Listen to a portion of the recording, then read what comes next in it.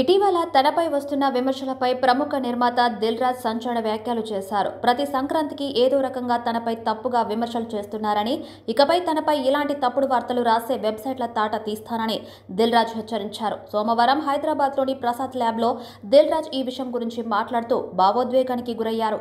అసత్య వార్తలు రాస్తున్న వెబ్సైట్లపై ఆగ్రహం వ్యక్తం చేశారు. ఇండస్ట్రీలో పక్కన ఉంటేనే మనపై రాళ్లు వేస్తున్నారని అన్నారు. ప్రతి సంక్రాంతికి సినిమాలు విడుదలవుతుంటాయని ఏదో ఒక రకంగా తనపై విమర్శలు చేస్తున్నారని ఆరోపించారు. చిరంజీవి తన గురించి మాట్లాడిన మాటలకు కొన్ని వెబ్సైట్లు తప్పుగా వక్రీకరించాయని అన్నారు. తనపై తప్పుడు వార్తలు రాస్తే వెబ్సైట్ల తాట తీస్తాను అంటూ దిల్ రాజు హెచ్చరించారు.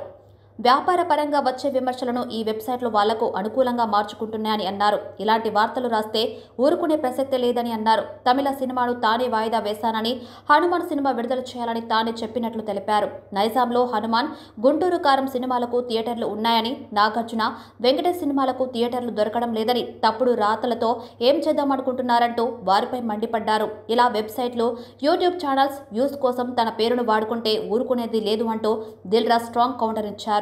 తనను కలిసి సినిమాల విడుదలపై చర్చించామని చిరంజీవి మంచిగా చెబితే ఇష్టం వచ్చినట్లు రాస్తున్నారని దిల్ రాజు మండిపడ్డారు. ఏమీ తెలియకుండా తనపై తప్పుడు వార్తలు రాస్తే ఊరుకునేది లేదని హెచ్చరించారు.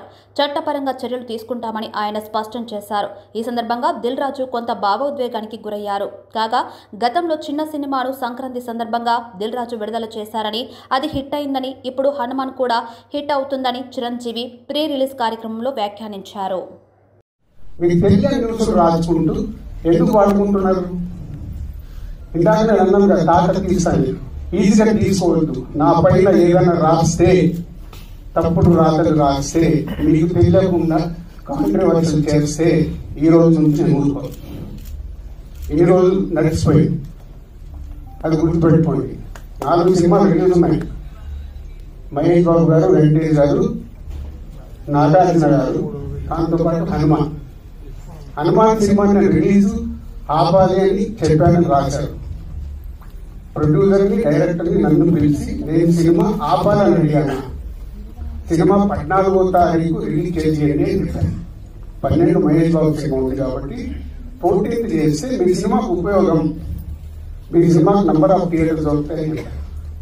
కానీ దాన్ని ఇంకొక విధంగా మార్చి రాశారు.